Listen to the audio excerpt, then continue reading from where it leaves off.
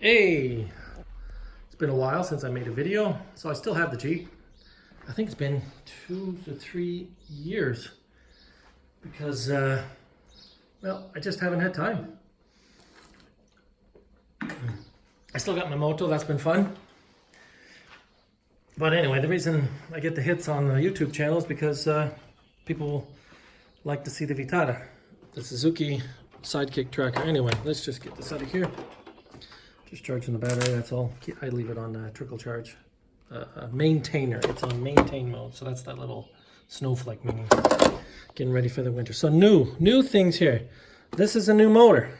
That's my same pump, even though it looks a little bit different. So after running my motor pretty hard for a long time, finally threw a rod, blew out the side of the block. So I went to the junkyard and I got a Peugeot Xantia motor. So that's a Peugeot motor that was originally in the Jeep. So I just got another one. I got a forged crank from the sport version of a 306. It's like this motor, except it's turned sideways and there's this big radiator intercooler on top of here, so that you can get the crank from that. It's the only forged crank in this whole motor line. I got some forged rods, and then I sent this motor up to someplace up north. What they call it, retro something. The engine builders of Guimarães. Sorry, I'm not saying the Portuguese name right. So, and then Tough 4x4, which is well known in Portugal, did the engine swap and mounting and a bunch of other stuff I had asked for. We'll get to that in a second. So the pump is my original pump, except it's been revised by the Tough 4x4 team. And what they did is they put the only difference is that you see before. Inside it's a little bit different. There's a bigger, what they call a bico, so that way it injects more fuel. But this TPS is going to be for a future project. It's not hooked up to anything right now. That will go to something that's going to control the new turbo. So basically, it's an all new motor, not new, rebuilt motor with forged rods to the forged crank, so I won't blow out the bottom of the motor again. And the top of the motor should be able to handle any of the horsepower I'm putting through, except I've got ARP studs and bolts to hold the head down, so that way I don't get any expansion there. So in the turbo side, we got rid of the other turbo. Well, it basically got damaged when the motor threw a rod and spit metal everywhere. So what's going on down here? This is actually, oh, you can't even see it. Okay, well, hey, you see the yellow in the back end? That's a variable geometry turbo, VNT or GNT. It is a GT17 or GTb17. I believe it is anyway. And that's basically with some stock downpipes and then connected into the original plumbing of the motor. So that's new. What else is new? What else is new? Oh yeah. So when the engine was being rebuilt and it was going to take a while, I had purchased the twin sticks kit from the American company. Oh, what's their name right now? Low Range Off-Road. They had a twin stick kit that uses Toyota pieces to convert the Suzuki to a twin stick. That's awesome. It rattles.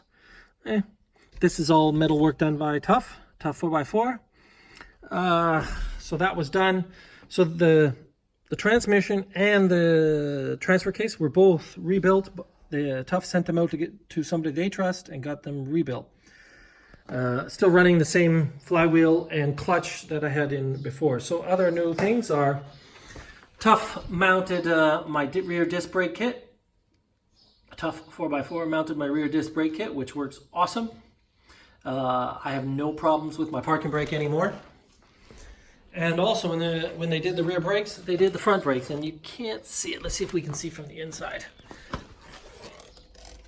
Yeah, they're from the 5-door Vitara. They're the ventilated disc brakes, which are also, I don't know, 15 millimeters larger in diameter. But that causes a problem now because I can only run 16-inch rims. Because you can see there's not enough room to go to smaller rims on the front. There is on the back, I believe. No, not a heck of a lot. What else? So that's basically it.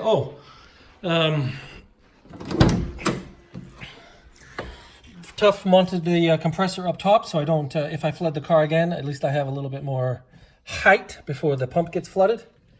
And I threw in an inverter in the back. It's also got two USB ports and 400 watts, 600 watt peak, and then a 12 volt adapter right here.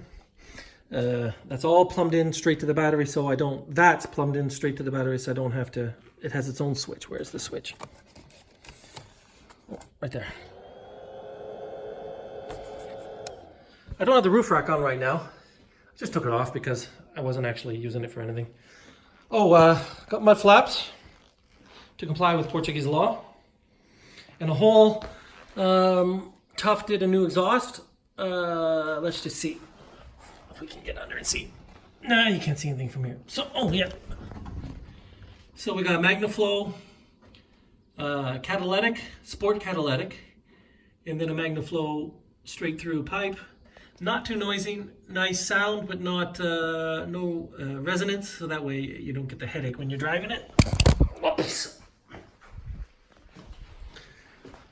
Oh, I took out the K&N because they were just a pain in the butt to clean, and they let dust pass, which is another reason why I think the turbo might have failed.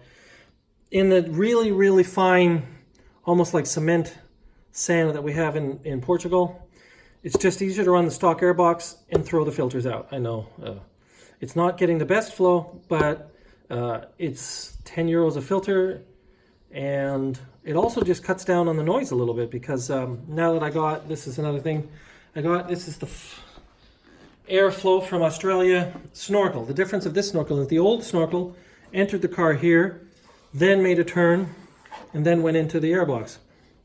This one here, straight from almost a straight line, just a couple bends. Same bends of the original, but instead of being under the fender, it's outside, and it shoots straight in the airbox. So, also too, this is quieter. You don't hear the engine noises so much anymore, which is nice. Sure, it's not sporty, but when you're idling in traffic or just idling, waiting for the person to get up in front of you, it's nice not to have that droning sound. Okay, so you know about the bumpers and the lights. Oh, my door locks weren't working very well. So I checked out what was going on. And this is the original door lock controller from made in Spain that they use. They don't use the one from Japan. It's slightly different wiring. And of course, no wiring online, so I had to take it apart, figure out how it works. And what it was is it just wasn't, these relays just didn't have the force to open and close the door locks. So what I did is this is actually recent, I got a Hawk kit. It comes with the solenoids and everything. I'm not going to use those, but here's the thing. It was 20 pounds, British pounds, with not so much money shipped. It was pretty cheap. I don't need all the wiring. You can buy it without the wiring, but then you just get the box and you don't get the harness. So basically for £3 more, I get all these solenoids, activators, and the wiring harness. So it was worth it. So then I had to figure out the wiring from, their book and what I could find on the internet, and then what I could piece together. It didn't match, so that was great. Thank you, Santana of Spain. Anyway, I ripped the connector off of here. Well, I didn't rip. I unsoldered it, and then I used the harness that came with the kit, wired into this connector, then into the bus of the car, so that way it was a nice easy setup. And now I got the locks, and the whole thing functions as it should. I don't get the flashing lights when the car locks like a modern car. Oh, my back door's open. But then even if you do these, I'm not hitting the button, but you can, I don't know if you can hear the rest of the car. So what that does is that if I use the key, oh,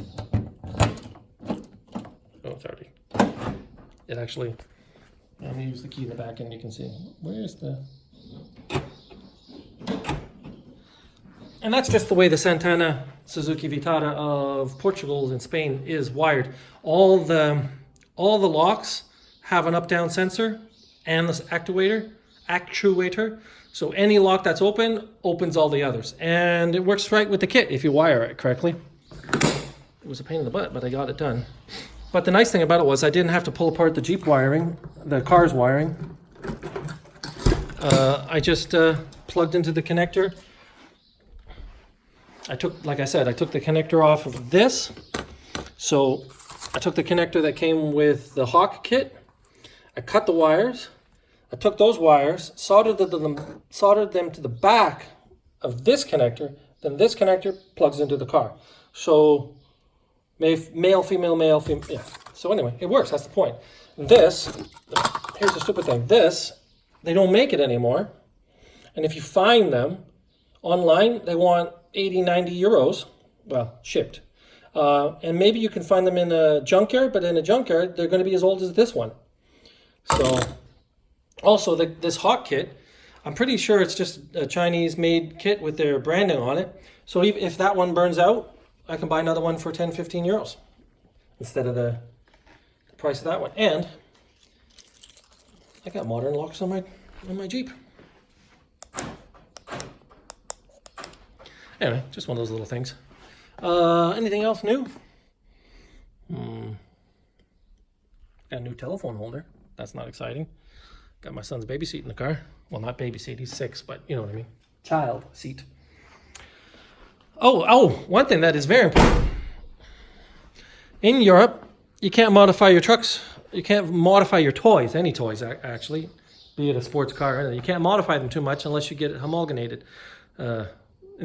So this has been homologated, so I can drive around freely. I have all my stamps on my documentations. And if I get stopped for modifications, I can just show the stamps, the papers and certificates and stuff like that saying everything's been approved by the Ministry of Transportation, not what it's called here. So that's done.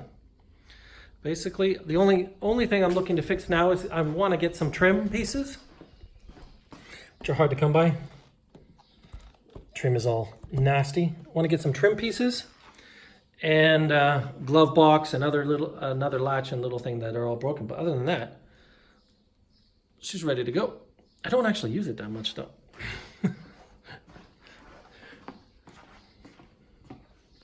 Anyway, so that's the update. Bye for now.